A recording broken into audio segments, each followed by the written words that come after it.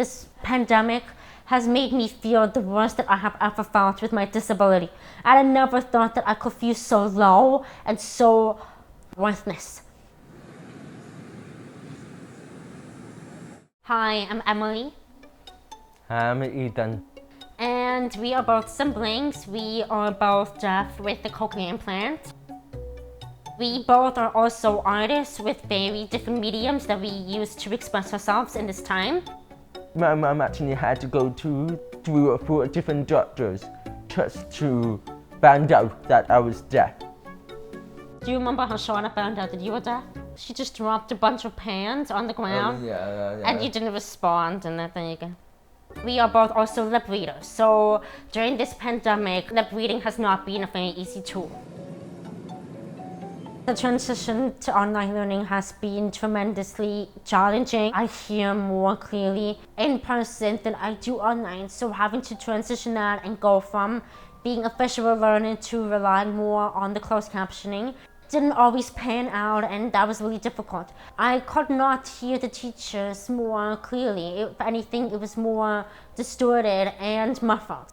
My experience with online remote learning has definitely been interesting and difficult at the beginning. Unfortunately, it didn't work out for me because it wasn't the accommodations that I needed.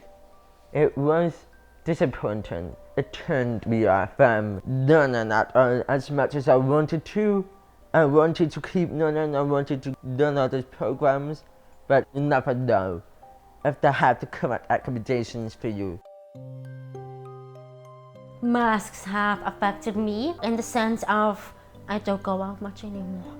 I don't want to go out much anymore. I want to, but everything, everywhere there's masks involved. I selectively choose the environments that I put myself in where I know that I will be okay in. The other ones, coffee shops, restaurants, I stay away unless I know that I have a person that goes with me to help me advocate for myself. Mask has definitely 120%, not 200% even. It definitely has massively impacted my communication ability with people. It's really difficult to find jobs where you have to communicate with people and really understand them. That's what my challenge is. I want a job. I want to participate in this world and show what I have. But unless I can figure out some sort of balance where everyone's being safe, everyone has masks, and I can still be in the industry, I would love that.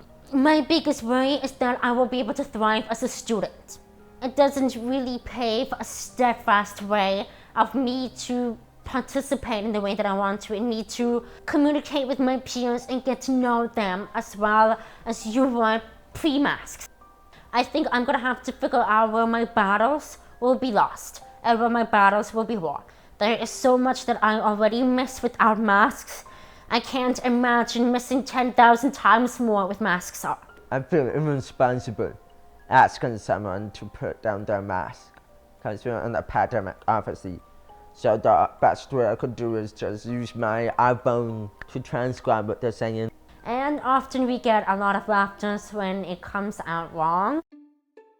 Delving into my art this past year has been very therapeutic for me, as I have been able to explore openly all different varieties of my identity and my personality and how I identify being a deaf woman in this world. I work in digital art and music. I don't have to speak anyone. I could just set up, play my music. The music I make is very electronic and experimental in nature.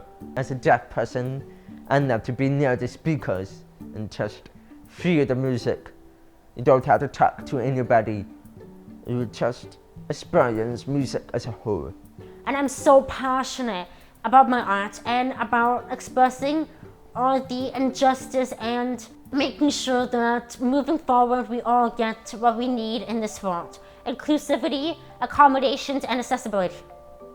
As I'm getting back into in-person, I've had many conversations with my school board talking about how we can open the conversation to making sure that no one is being left out. Having that open conversation already paves a long way. So far, there have been lots of tweaks that needs to be adjusted.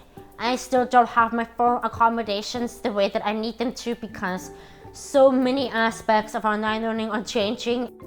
The most important accommodation I would ask for is make sure that the closed captioning is accurate, on time, and just given to us with any of our education. Easily accessible as well, without having to jump through hoops in the software. The specific organizations such as Ontario Works and Ontario Chambers of Commerce, they provide employers grants to allow other people with different abilities to get jobs that they want. I would want employees and the workspace to work with me so that I can be a really good staff to them and I can provide my skills to the environment. It all depends on whether or not the workplace is willing to meet me halfway and have that open communication of how can I help you and how can you help me. I think that everyone should have some sort of transcribing app. And anytime you just come across people who may not be understanding you well, like me and Ethan, just bring out that phone and help us out. The main message I want people to know from my story, I want people to just take me as I am. Not me as a deaf person, not me as an abled person, but me as I am. See that we are just two people who are artists, who want to express ourselves in this world, who actually also want your help and also your awareness and your understanding. Teach other people as well who we are, what you can bring to this world. You can also make an impact with accessibilities just as much as we are. We all need the patience and the understanding to present ourselves in this world. We just want this world to be accessible. And you yourself, with this message that we'll give you today, will help that.